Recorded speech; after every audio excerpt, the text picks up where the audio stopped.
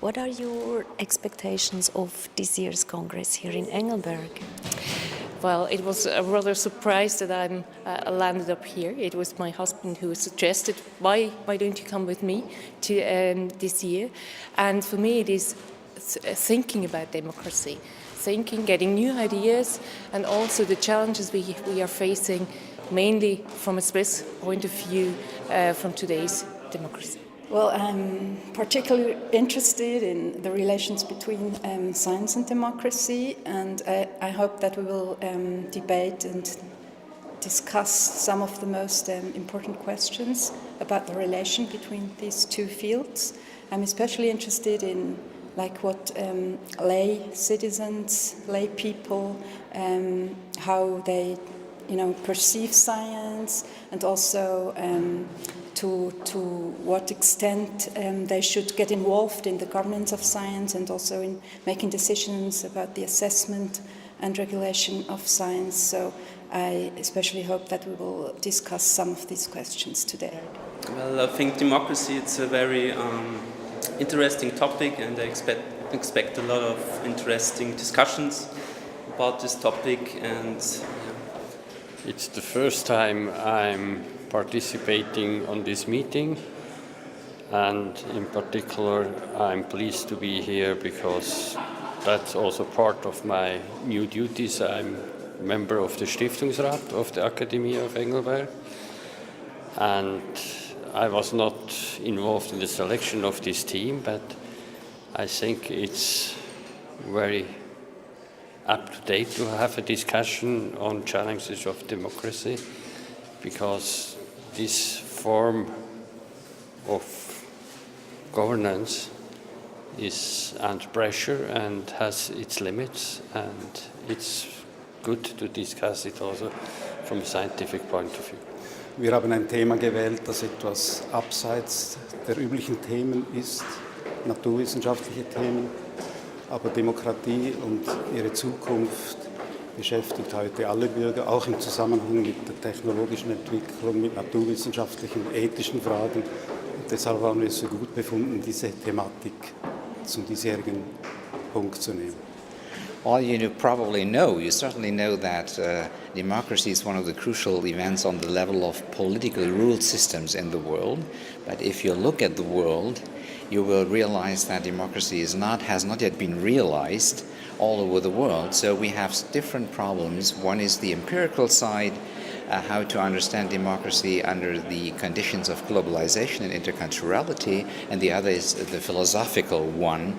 Why democracy? What are the basic foundational elements? And I'm coming from philosophy, and I will try to say something about that during the conference. And I'm expecting informations and interesting points as to these two aspects, the empirical and the foundational one.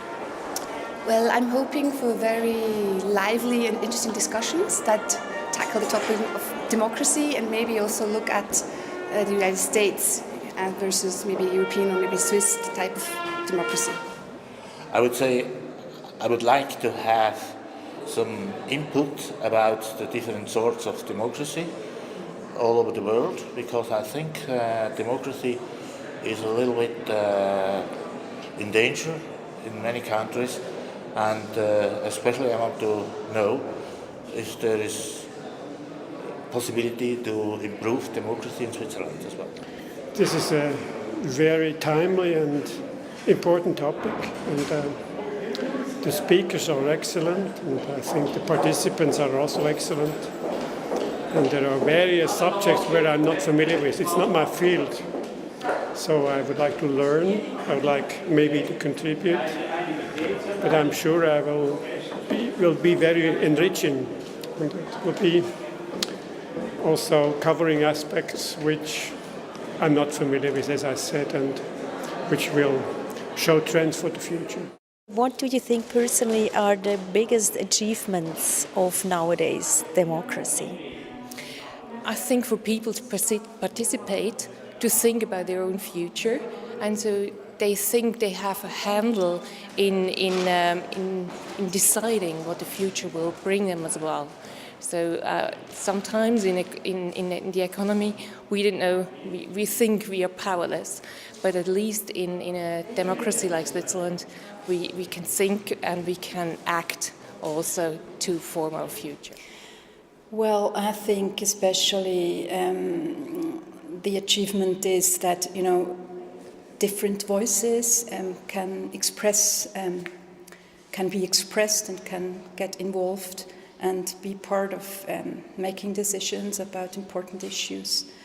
So I think this freedom of expression and also of taking part in the most important decisions about crucial issues, I think this is one of the most important aspects of democracy. I think it's first of all it's the freedom for people to speak out what they think. Then I think it's very important that in a democracy a majority can tell the government where to go and what they have to do.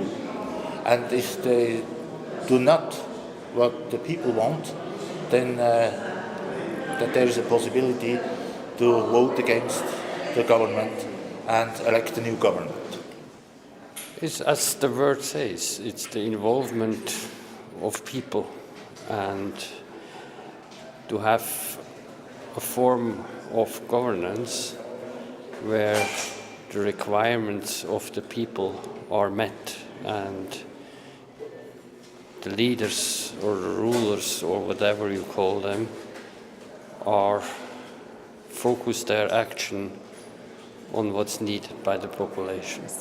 I think in general it's important to maintain democracy and democratic institutions, and I think an important point is how the civil society engages in democracy and democratic institutions, and I hope that in this conference we will also talk about that, how much civil involvement in democracy can be.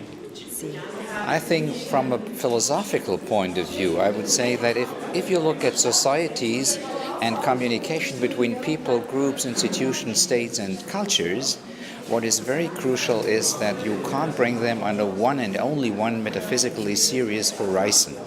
So we have different perspectives and different interpretational systems.